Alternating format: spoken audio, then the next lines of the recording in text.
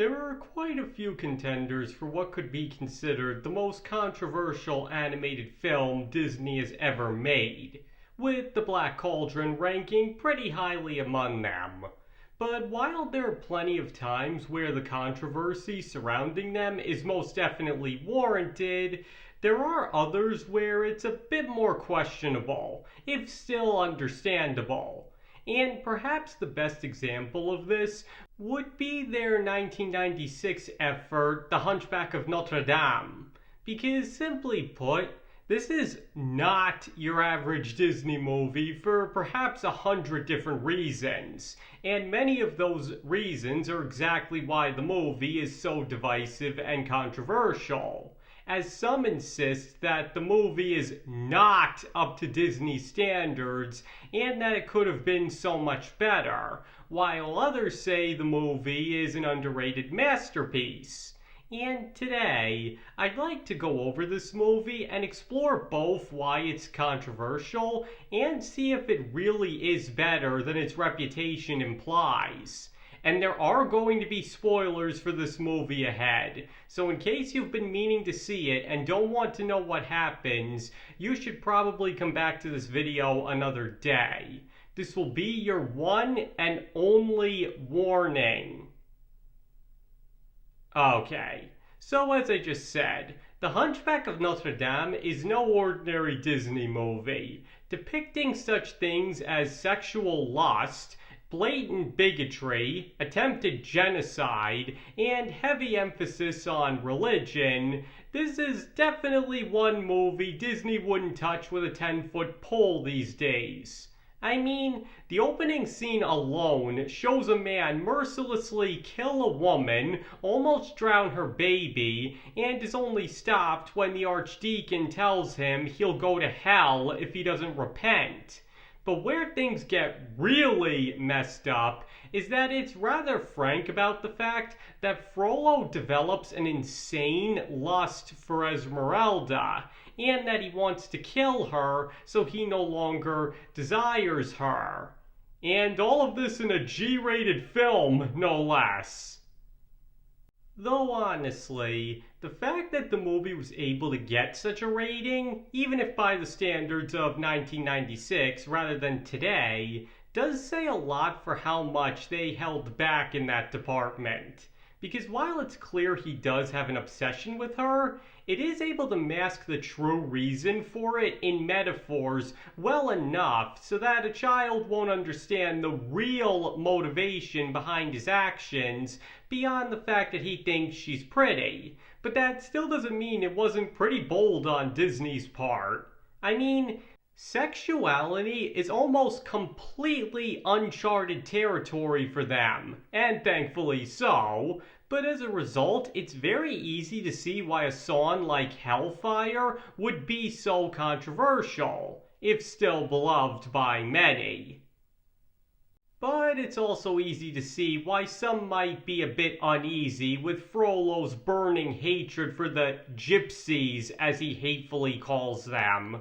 I mean, the movie places him firmly in the wrong and makes it clear that his bigotry makes him the ultimate hypocrite, since one of the most fundamental aspects of his religion is to love all people, regardless of things like sex, race, or even what they've personally done to you. Yet Frollo twists it all to justify his own actions, because as a righteous man, he could never possibly do anything that God wouldn't approve of, right? But even if the movie couldn't present his mindset as more wrong if they had the devil himself say it, it can still be uncomfortable hearing him say such things about people. Especially keeping in mind that this is a Disney movie after all. But again, it does actually handle these elements pretty well, and could never be accused of accidentally promoting the things it's condemning, not in a million years. Though another problem it faces is how much it embraces the religious themes of the book, as obviously the movie will speak a lot more to those who are Catholic than anybody else. But at the same time, Disney is no stranger to movies centered around specific religions and cultures. Just look at Hercules the next year. But it's still understandable that some might find the movie off-putting for that reason. But where this movie is perhaps most controversial is in something a lot more vague than anything I've already mentioned. Which is that some people believe it's too dark for a Disney movie, while others believe that it's way too light for the kind of story it was trying to tell. And it's in this that a much more legitimate argument can be made against the film. Though honestly, to say it's too dark might be a bit much. Because sure, it's definitely not as upbeat or cheerful as a typical Disney movie, but it still has plenty of funny moments, and as I already noted, did manage to hold on to a G rating. I mean, maybe it's not suitable for small children, but on the whole, I believe it does its job of keeping things light enough so that it never becomes too depressing or intense for kids. But as far as being too light goes, it's true. It does make light of genocide, bigotry, lust, and all the other dark topics it tries to address. And, of course, there are those who hate the gargoyles and their attempts at providing comic relief. But the thing is, as I already brought up in another video, which you can find a link in the description to, people have got to keep in mind that this was intended to be a kids movie, or at least one that kids could watch. So if they made the movie darker, it wouldn't really be a kids movie anymore, would it? And not to mention, addressing such subjects in a kid-friendly manner does do a pretty effective job of gently introducing children to such dark realities of the world. Though an argument could be made that a Disney movie isn't the place for such things, and that's where the main problem comes in. In order to do the story they were trying to tell justice, they arguably should have made it darker. But if they did it, it wouldn't have been suitable for kids, which they wanted it to be, so that's why they made it the way they did. To put it simply, the biggest flaw with this movie was the concept itself of trying to turn Victor Hugo's novel into a kid-friendly musical. It was a bold choice to be sure, but one that has left many people debating over whether or not it was the right one. But regardless of which camp one falls into, one can't deny that there are most definitely good things about this movie. Alan Menken was in top form here and has perhaps one of the best scores he ever contributed to a Disney movie. I mean, take any song from this movie and tell me it isn't absolutely breathtaking. And the way his music interacts with the characters and animation, it's all flawless. And not to mention, this movie nails the characters, even if they are very different from the book, especially the leads. Quasimodo's insecurities over his appearance and having to be raised by Frollo make him the perfect hero. Because even though he's the nicest man you could ever meet, his appearance and crippling self-doubt constantly hold him back, which is what makes it all the more rewarding when he saves Esmeralda and finally gets the acceptance he deserves. Heck, the director even described the movie as, quote, one big prologue to the moment he breaks himself free of his chains. And considering how powerful that moment is, it's a pretty dang effective one. Especially because, love them or hate them, the gargoyles precede it all with one of the best lines in the entire movie. After all, we're only made out of stone. We just thought maybe you were made of something stronger. And the same goes for Esmeralda. Though a lot bolder than her book counterpart, it suits her perfectly, especially when you see everything she has to go through in life. But once again, her extremely compassionate nature and her dynamic with Quasimodo are all done perfectly.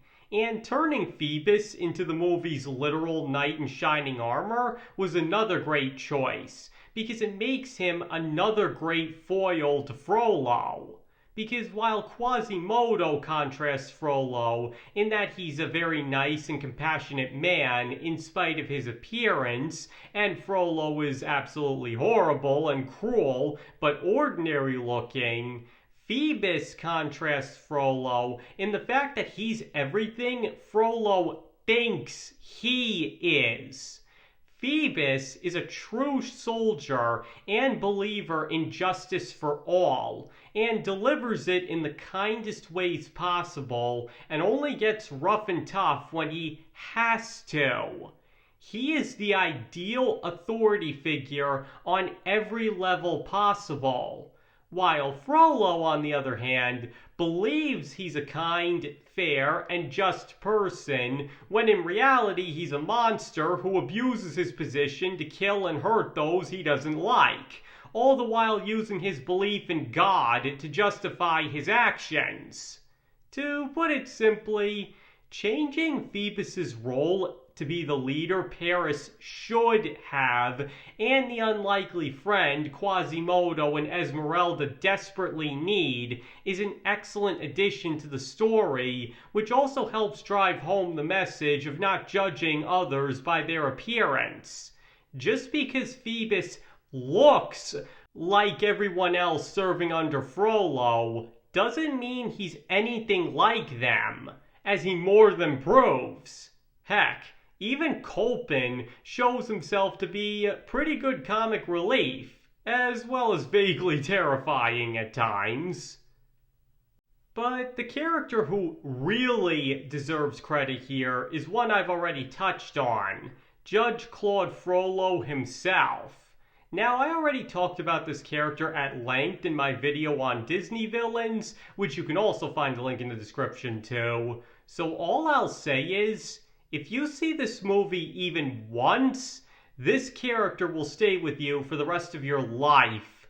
I guess his voice actor Tony Jay summed it up best when he said he achieved true immortality after voicing Frollo.